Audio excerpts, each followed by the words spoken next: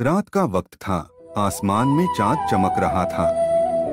शहर की हलचल से दूर एक शांत बगीचे में आदित्य और साक्षी बैठे थे।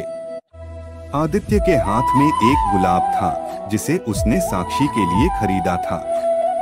वह उसकी आंखों में देख रहा था, लेकिन साक्षी की आंखों में कुछ अजीब सा था, एक अजीब सा दर्द। साक्षी, तुम कुछ परेशान लग रही हो, आदित्य ने धीरे से कहा। साक्षी ने मुस्कुराने की कोशिश की, लेकिन उसकी आंखों में आंसू थे। आदित्य, मुझे कुछ कहना है। आदित्य का दिल तेजी से धड़कने लगा। उसने साक्षी का हाथ थाम लिया। क्या हुआ साक्षी? तुम मुझसे कुछ भी कह सकती हो। साक्षी ने अपनी आंखें बंद कर ली, जैसे कुछ सोच रही हो। फिर उसने कहा, आदित्य, मैं तुमसे बहुत प्यार करती हूँ, लेकिन मेरे घर वालों ने मेरी शादी कहीं और तय कर दी है। यह सुनकर आदित्य का दिल टूट गया। वह कुछ क्षणों के लिए कुछ नहीं बोल पाया, जैसे उसकी दुनिया ही रुक गई हो।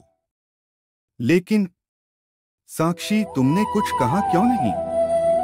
मैंने कोशिश की थी, साक्षी की आवाज कांप रही थी, लेकिन घर वालों का दबाव बहुत ज्यादा था। मैं कुछ नहीं कर सकी।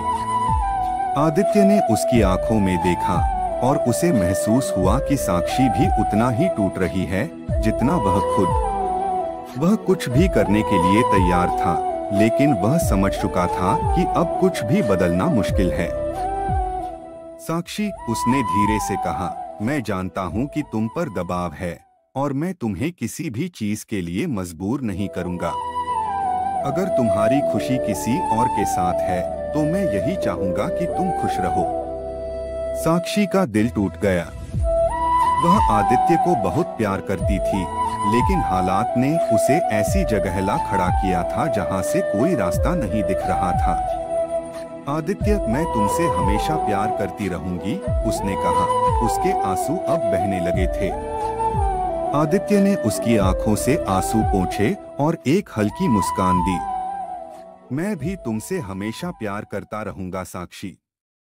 तुम्हारी खुशी मेरी खुशी है। दोनों ने एक दूसरे को आखिरी बार गले लगाया। उस गले में जितना प्यार था, उतनी ही बेबसी भी।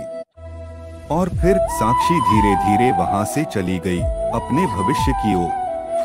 आदित्य वहीं खड़ा रहा, उस गुलाब को हाथ में पकड़े हुए जो उसने साक्षी के लिए खरीदा था। वह गुलाब अब भी खूबसूरत था, लेकिन अब उसमें वो ताजगी नहीं थी जो पहले थी। आदित्य ने गुलाब को धीरे से जमीन पर रख दिया और एक गहरी सांस ली।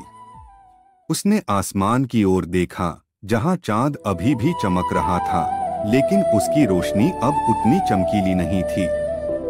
आदित्य ने खुद से वादा किया कि वह साक्षी की यादों को हमेशा दिल में संजो कर रखेगा।